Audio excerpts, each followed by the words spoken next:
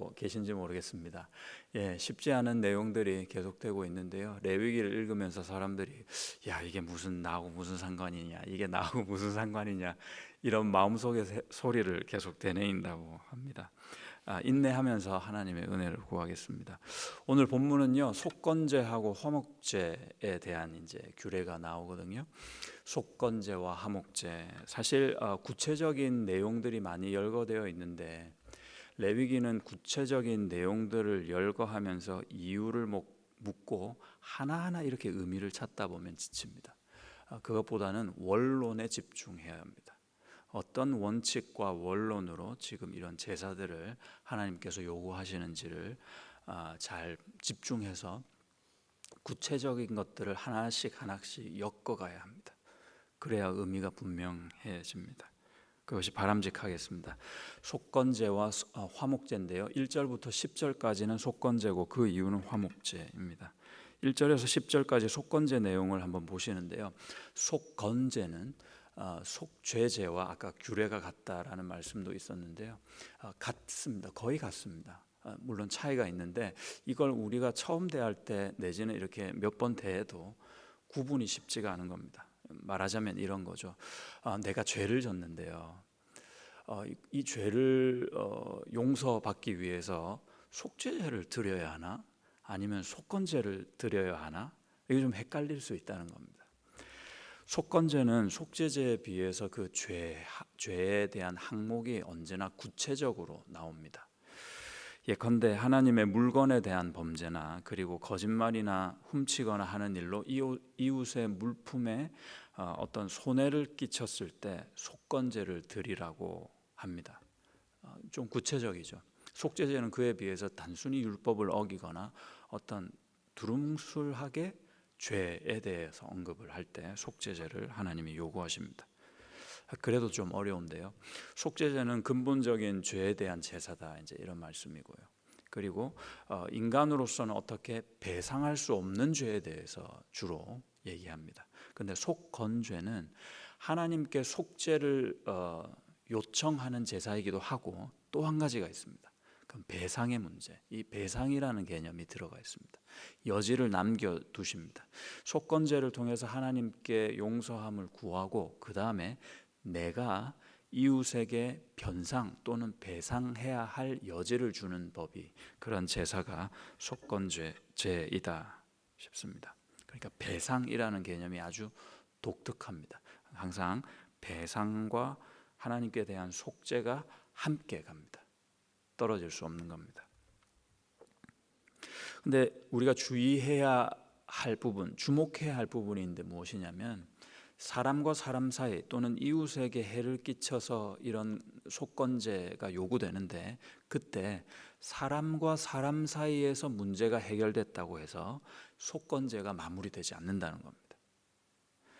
예를 들어서 교회 주차장에서 내가 차를 빼려고 이렇게 하다가 뒤에 차가 있는 줄 모르고 쿵 하고 이제 부딪혔단 말이에요. 근데 보니까 이게 범퍼가 찌그러졌어요. 두 차 모두. 그럼 어떻게 해야 됩니까? 쪽지를 남겨야 되잖아요. 죄송합니다. 제가 아무개고 연락처가 왔는데 제가 실수로 했어요. 지금 좀 바빠서 가야 되니까 나중에 꼭 좀 전화해 달라고. 우리 같은 교회에서 이제 그렇게 해야 되잖아요. 그런데 쪽지도 안 남기고 그냥 쌩하니 가버렸다는 거죠. 근데 이제 누가 나와서 보니까 내 차가 범퍼가 찌그러져 있는 거예요. 그래서 이거를 그냥 조용히 넘어가지 않고 CCTV를 관찰해가지고 보니까 CCTV에서 아무개 집사가 이렇게 했구나, 이제 발견이 된 거예요. 그럼 어떻게 해요? 이분이 또 전화를 걸어요.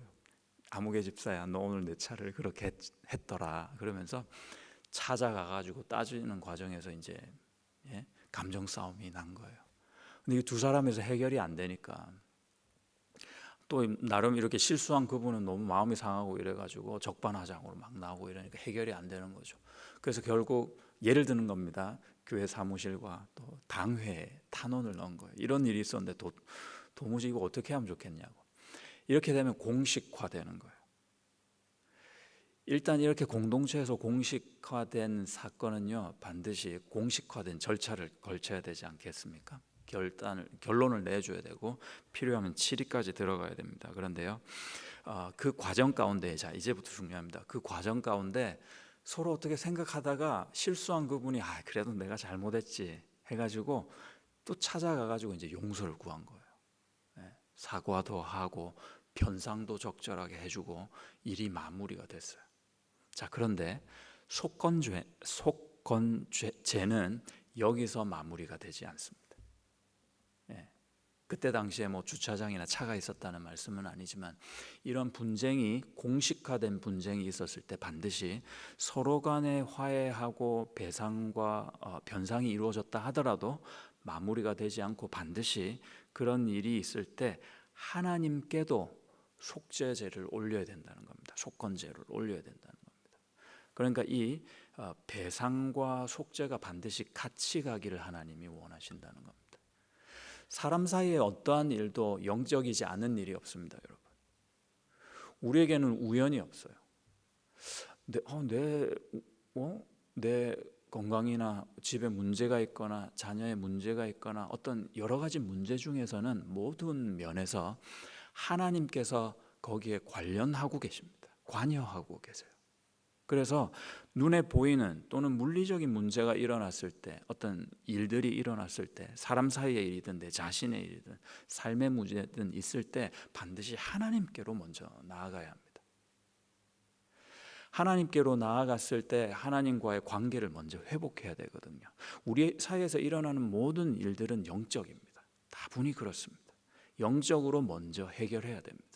하나님께 나아가서 관계를 해결하려면 또 하나님 앞에 나아감과 동시에 그 속죄와 동시에 우리의 관계 속에서 우리의 문제를 바라봐야 되는 거죠. 속건제의 예를 들면 배상이 있어야 된다는 겁니다. 그래서 이웃과의 관계도 반드시 돌아봐야 됩니다. 하나님께서 무엇을 문제시하고 있는지를 봐야 합니다. 그래서 나에게 이런 문제가 사실은 있고 이것에서 하나님은 나에게 메시지를 부단하게 주고 계시는 거거든요.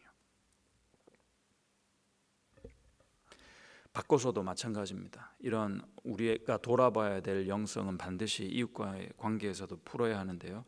이웃을 힘들게 하고 내가 항상 보는 가족이든 친지든 자녀든 부모든 그리고 함께 일하는 동료든 그들을 어렵게 하는 문제의 출발이 나에게 있고 그들이 나 때문에 어려워하고 있는데 하나님께 내가 복받기를 구한다? 문제 해결을 요구한다? 이건 넌센스예요. 마태복음 5장 23절 24절입니다. 그러므로 예물을 제단에 드리려다가 거기서 내 형제에게 원망 들을 만한 일이 있는 것이 생각나거든 예물을 제단 앞에 두고 먼저 가서 형제와 화목하고 그 후에 와서 예물을 드리라. 속건제가 이렇게 사람과 사람 사이의 관계를 중요시하는 의미가 있습니다.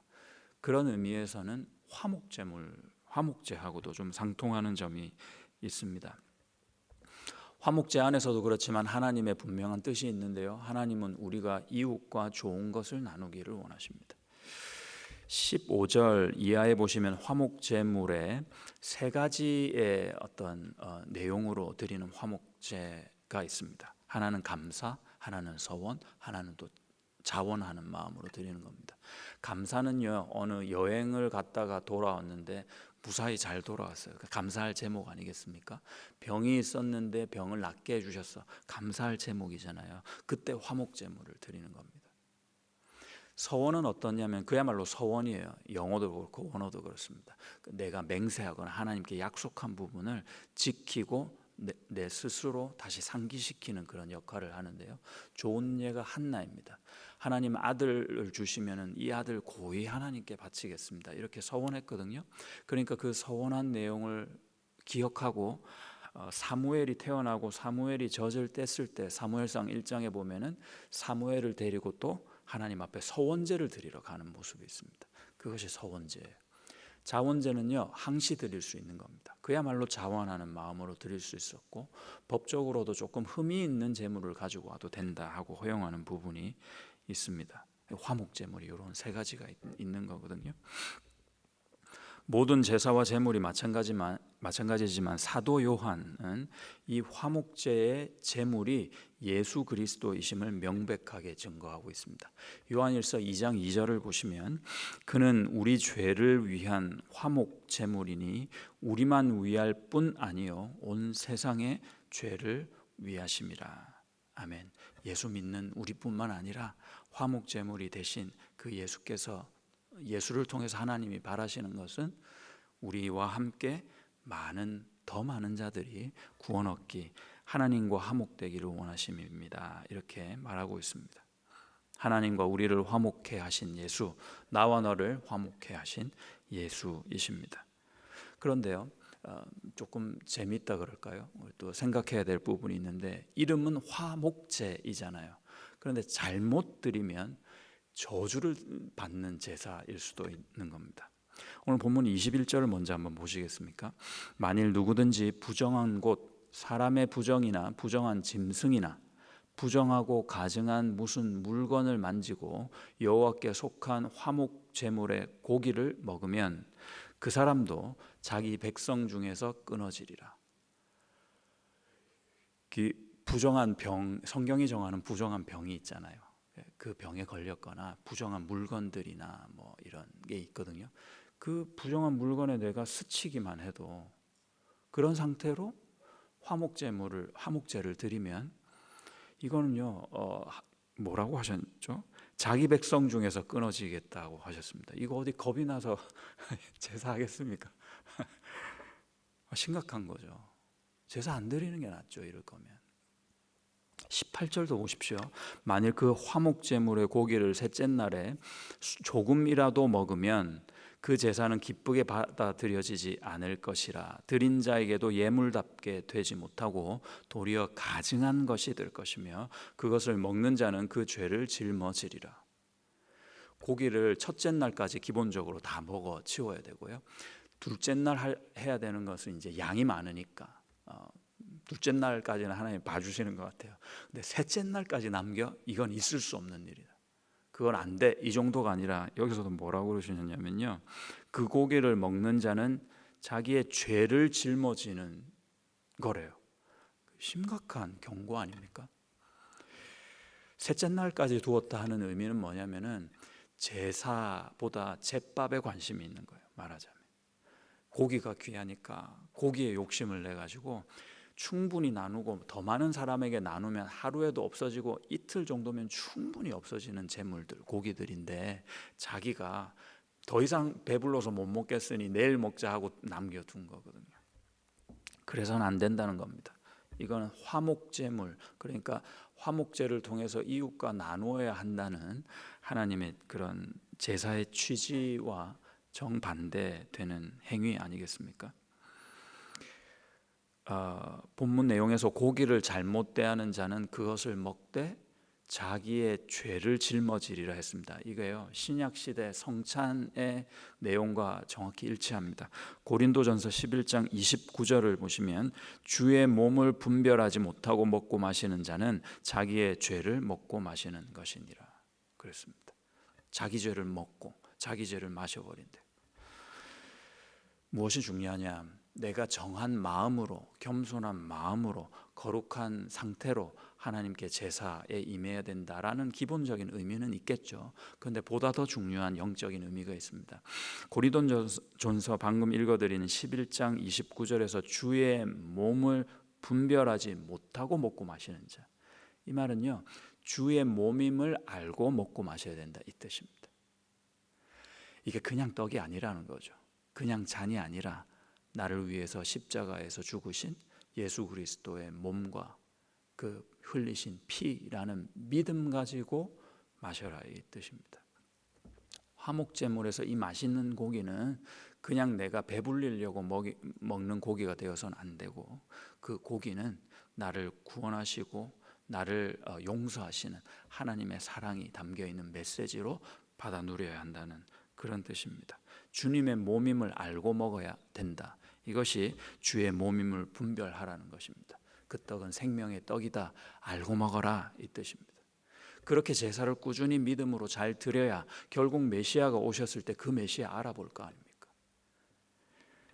그 고기가 그냥 고기가 아니고 그 떡이 그냥 떡이 아니라 우리를 살리는 생명의 떡이다. 그걸 분별하고 먹어야 한다는 것입니다. 그러니까 하나님이 아까 초반에 제가 원론 말씀드렸는데 이런 제사나 자세한 내용이나 규정을 통해서 바라시는 것이 딱 하나 있습니다. 뭐냐면 믿음입니다. 제사를 통해서 하나님의 마음에 가까이 갈 수 있는 유일한 방법이 보여지는 제사를 통해서 보이지 않는 하나님께 믿음으로 나아갈 때 가능해지는 겁니다. 우리도 마찬가지잖아요. 하나님께 우리가 돈을 드린다고 그 돈이 무슨 소용이 있겠어요? 그들에게 하나님이 원하시는 어떤 양이든 소든 끌고 와서 그런 가축이 하나님께 무슨 소용이 있겠어요? 하나님은 그것을 통해서 보이는 것을 통해서 보이지 않는 나를 바라보라는 것이죠. 우리가 예배를 드리고 공간에서 모이고 시간을 정해놓고 하나님께 노래한다고 해서 그 노래라는 그 자체가 하나님께 무슨 큰 감동이 되겠어요? 내가 어떤 섬김을 통해서 하나님께 무슨 큰 도움이 되겠냐는 거죠. 보여지고 내가 할 수 있는 모든 것, 우리가 할 수 있는 가능한 모든 것을 통해서 하나님이 바라시는 것이 있다면 믿음을 드리라는 겁니다. 분별하고 드리라는 거예요. 지금 네가 누구에게 드리고 있냐는 거예요. 내가 하는 이 봉사를 통해서 예수의 이름으로 하지 않으면 하나님이 그걸 받으시지 않습니다. 오늘 본문에 의거해서 얘기한다면 가증한 것이 될 수도 있습니다. 하나님만 못한 것이 될 수 있습니다. 무엇이 없으면요?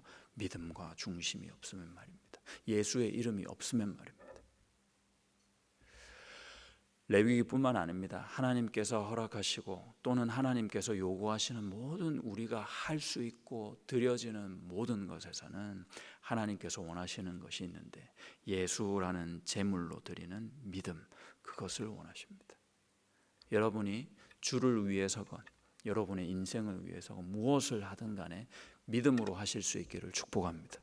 그래서 하나님께서 그 마음에 흡족하여 야, 네가 내 마음을 아는구나 하고 하나님이 원하시는 참된 복을 내려주실 수 있기를 다시 한번 그 예수님의 이름으로 축복하고 간구합니다. 한 번 더 찬양하겠습니다.